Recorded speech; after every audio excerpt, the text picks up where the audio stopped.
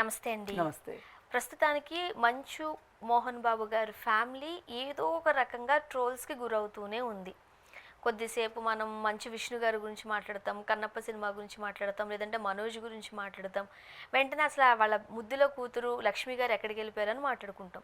మరేంటో ఈ family disputes వచ్చిన దగ్గర నుంచి, అంతకన్నా ముందు నుంచి ఒక రకంగా చెప్పాలంటే ఆమె ముంబై వెళ్ళిపోయారు. సో అక్కడికెళ్ళి మంచి మంచి ఆఫర్స్ రప్పించుకుంటున్నారని కూడా మనం వింటూ ఉండేసరికి ఆల్ ఆఫ్ ఏ సడన్ మనం ఒక న్యూస్ చూసాం. కరణ్ జోహార్ లాంటి పెద్ద వ్యక్తి, ఇప్పుడు బడా స్టారే కదా బాలీవుడ్లో, ది ట్రైటర్స్ అని ఒక ఓటీటీ ప్లాట్ఫామ్ మీద ఒక రియాలిటీ షో నిర్వహించడం, అందులో మంచు లక్ష్మి గారు ఉన్నారు. మంచి ఛాన్స్ కొట్టేశారు. అసలు ఎలా ఉండబోతుందో షో అది రీసెంట్గా రిలీజ్ అయింది. ఇప్పుడు మన తెలుగు వాళ్ళ కన్నంతా మరి లక్ష్మి గారి మీదే ఉంటుంది కదా. అండ్ మనకు తెలిసిన ఒక 2-3 స్టార్స్ పెద్దవాళ్ళు కూడా అక్కడ ఉన్నారు. ఆశీష్ విద్యార్థి గారు కూడా ఉన్నట్టు మనం చూస్తున్నాం. ఇప్పుడు ఆ మాటలు, తను వేసుకునే డ్రెస్సింగ్ మీద నెటిజన్స్ కాస్త మండిపడుతున్నారు. మీరేం చెప్తారు? నెటిజన్స్కి కూడా నేను ఒకటి చెప్పదలుచుకున్నా ఈ సందర్భంగా. అన్నిసార్లు వాళ్ళనే తిట్టే కన్నా వీళ్ళకు కూడా ఓ మాట చెప్పాలనేది నా ఉద్దేశం ఈ సందర్భంగా. అసలు ఓటీటీని బ్యాన్ చేయండి. ప్రభుత్వం ఎలాగూ చేసే ఉద్దేశంలో లేదు. మనం స్వచ్ఛందంగా మనం బ్యాన్ చేద్దాం. అసలు ఓటీటీలు వద్దు. మనకి సినిమా చూడాలనిపించిందా, వినోదం కావాలనిపించిందా, హ్యాపీగా సినిమా హాల్కి వెళ్దాము, సినిమా చూసుకుందాం, వద్దాం. అసలు ఈ ఓటీటీ అనే ఒక భూతం నిజంగా అసలు చాలా వరకు ఏమనుకున్నారంటే, టీవీ వచ్చి మనుషుల మధ్యలో సంబంధాలు చెడగొట్టింది అనుకున్నారు. ఆ తర్వాత ఫోన్ వచ్చి మనుషుల మధ్యలో అసలు ఆప్యాయతలు ప్రేమలో పోయినాయి, ఎవరి కాళ్ళు ఒంటరి వాళ్ళు అయిపోయారు అనుకున్నాం. ఇప్పుడు ఈ ఓటీటీలు వచ్చి ఎవరికి వాళ్ళని ఒక అశ్లీలం వైపుకి నెట్టేసింది. అసలు ఓటీటీలో ఏముంటున్నాయి చెప్పండి. ఇప్పుడు ఈమె దీని గురించే మాట్లాడుకోవటం కాదు, అసలు ఓటీటీలు అలా ఎందుకు ఏడ్చినాయి అని. సెన్సార్ లేదు కదా.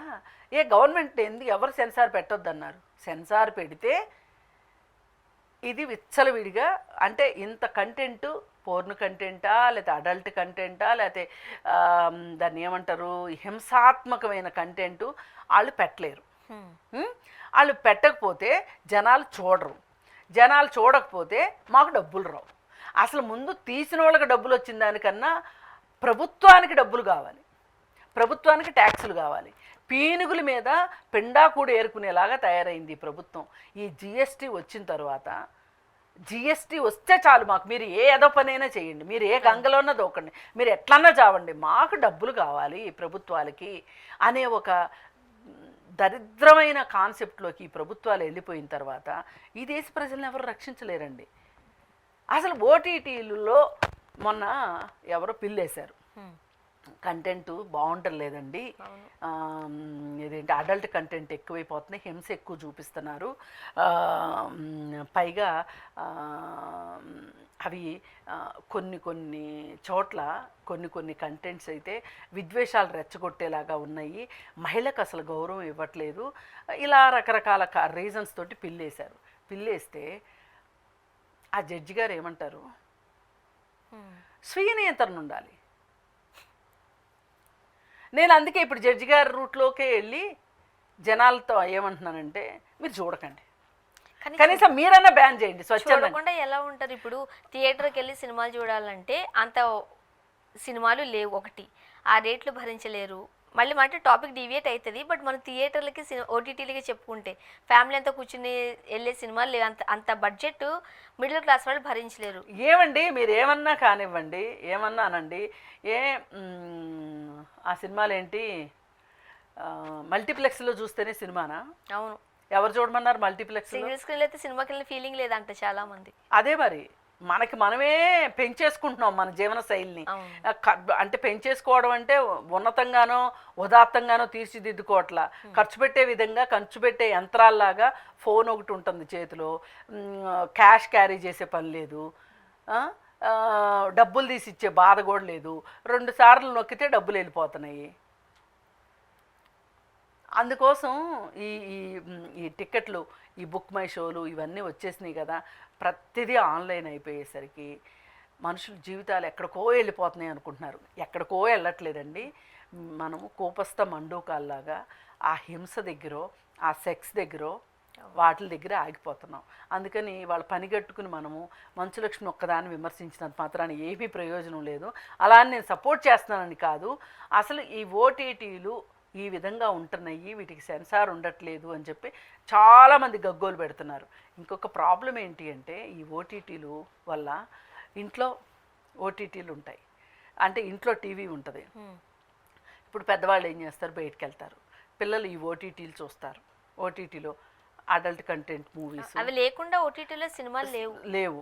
మరి ఇవి వచ్చినప్పుడు పిల్లల్ని కాపాడుకోవటం ఎట్లా? అదేమంటే చైల్డ్ లాకులు పెట్టుకోండి అంటారు. ఇవాళ టెక్నాలజీ విషయంలో మనకన్నా మన పిల్లలే తెలివైన వాళ్ళు. వాళ్ళు మనకు లాక్ వేస్తారు తప్పితే మనం వేసిన లాక్ను అయితే ఉంచరు. అందుకోసం ఏంటంటే మనం ఇవాళ ఆలోచించాల్సింది ఏంటంటే, ప్రభుత్వాలు కూడా ఆలోచించాల్సింది ఈ అడల్ట్ కంటెంట్ ఉన్నాయి, ఈ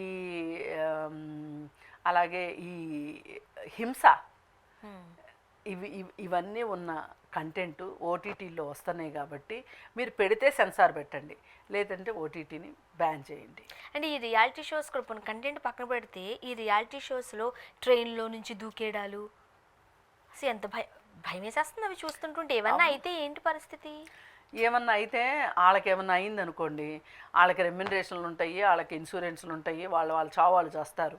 కానీ వాళ్ళని చూసి మామూలు వాళ్ళు చేస్తారు కదా, అది అది అన్నిటికన్నా ప్రమాదం. అందుకోసం ఏదైనా ప్రభుత్వం ఒక కన్ను వెయ్యాల్సిన అవసరం ఉంది. ఓటీటీల మీద కావచ్చు, లేకపోతే సోషల్ మీడియా మీద కావచ్చు. వాళ్ళకి ఆదాయం వచ్చిందా లేదా? ఇప్పుడు ఫర్ ఎగ్జాంపుల్ రిజిస్ట్రేషన్ శాఖ ఉందనుకోండి, వాళ్ళు చార్మినార్నైనా రిజిస్ట్రేషన్ చేసేస్తారు. వాళ్ళు చూసుకునేది ఏంటి? ఇప్పుడు 500 గజాలు అనుకోండి, 500 గజాలకి సంబంధించి గవర్నమెంట్ కట్టాల్సిన డబ్బులు ఫీజు కట్టారా లేదా అనేది చూసుకుంటారు.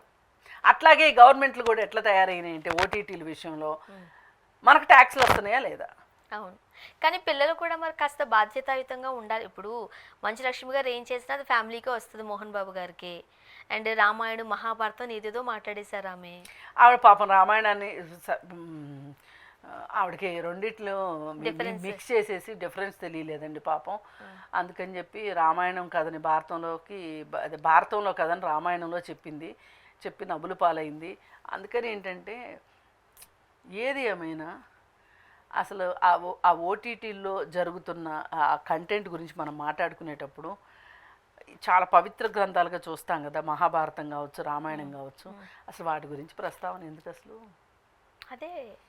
అదే అతి తెలివి ఎక్కువైతే ఇలాగే అవుతుంది. బాంబే వెళ్తే ఆఫర్లు వస్తాయనో, లేకపోతే ఇంకోటి అంటే వచ్చేది ఇట్లాంటి దిక్కుమాలిన ఆఫర్లే వస్తాయి. అందుకని చెప్పి అంటే ఎలాంటి బట్టలు వేసుకున్నారు మీరు, ఆ బట్టలు వేసుకున్నప్పుడు మాట్లాడిన మాటలు ఏంటి అనేది కూడా ట్రోలింగ్ ఖచ్చితంగా ఉంటుందండి. మరి ఖచ్చితంగా ఉంటుంది. ఆ ట్రోలింగ్ లేకుండా ఎట్లా ఉంటుంది? అనేసాక మనం మాట్లాడాక ఇప్పుడు మన ప్రవర్తన, మన మాట, మన బాడీ లాంగ్వేజ్ ఇవన్నీ కూడా మనం ఎవరి దగ్గర ట్రోల్ అవ్వద్దు అనుకుంటే మనం స్వీయ నియంత్రణ ఉంటుంది. ఏదైనా పర్వాలేదు చూసుకుందాం అనేటట్టు ఉంటే ఇలాగే ఉంటుంది. ఈ మాత్రానికి వీటిలో నటించకపోయినా పర్వాలేదు, డబ్బులు వస్తున్నాయి కదా అనుకుంటున్నారు. అదే డబ్బుల కోసమే ఇక కుర్తంతా స్టార్ట్ చేశారు. చూడాలి ఇంక ముందు ఎలా ఉంటుందో, ఇంకెన్ని మాట్లాడుకోవాలో మనం చూద్దాం. థ్యాంక్ యూ అండి. Thank you.